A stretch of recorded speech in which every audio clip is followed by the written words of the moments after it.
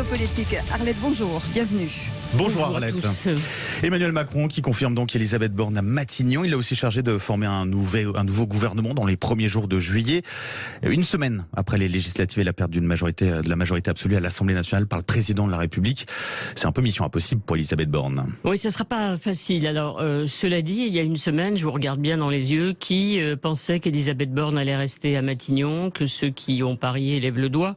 J'en vois pas beaucoup. C'est vrai que trop techno, trop austère, inconnu des Français, élu pour la première fois et sans brio, député du Calvados, Elisabeth Borne, venue de la gauche quand il fallait chercher des soutiens à droite, bien beaucoup répétaient que son profil ne correspondait plus à la situation et qu'il fallait donc un poids lourd politique à Matignon. Ça, c'était la version François Bayrou, peu aimable. Alors pourquoi est-elle restée ?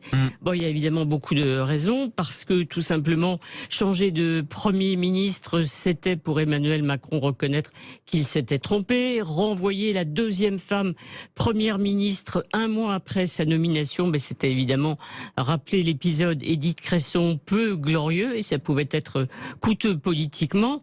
Elle-même s'est défendue, s'est battue, c'est une résistante, son parcours personnel le montre. En plus, elle a affronté des situations difficiles quand elle était chef d'entreprise, préfète ou directrice de cabinet. Elle s'est négociée, on l'a vu, ministre du Travail. Et puis, dernier argument quand même, qui mettre à sa place? C'est jamais facile. Un poids lourd politique aurait pu gêner évidemment Emmanuel Macron. Vous vous souvenez, un certain Édouard Philippe a dû partir. Effectivement, Emmanuel Macron. Alors, est-ce qu'il peut aider justement Elisabeth Borne? Le président se montre assez optimiste lors de chaque intervention et il en appelle à l'esprit de responsabilité des oppositions. Oui, alors avant de dire ça et de voir comment il peut l'aider, il faut quand même ajouter qu'elle n'aura quand même pas la vie facile, évidemment, Elisabeth Borne. Il n'y aura pas de gouvernement d'union nationale, il n'y aura pas d'accord de gouvernement avec ceux qui étaient le plus proches ou ceux qui sont encore le plus proches de la majorité sortante, c'est-à-dire les LR. Elisabeth Borne a la mission d'élargir le gouvernement en faisant entrer des personnalités nouvelles, mais ça ne garantit pas des votes de soutien supplémentaires à l'Assemblée nationale. Donc elle doit se préparer, Elisabeth Borne, effectivement, à négocier, discuter, rechercher des majorités ou des abstentions au cas par cas, ce qui demande beaucoup effectivement de patience et d'habileté.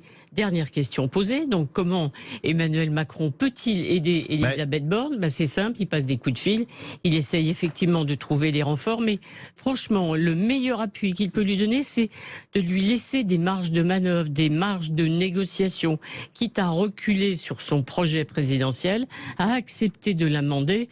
Vous vous souvenez, le gouvernement détermine et conduit la politique de la nation, c'est l'article 20 de la Constitution. Pas bête, non ? Oui, effectivement.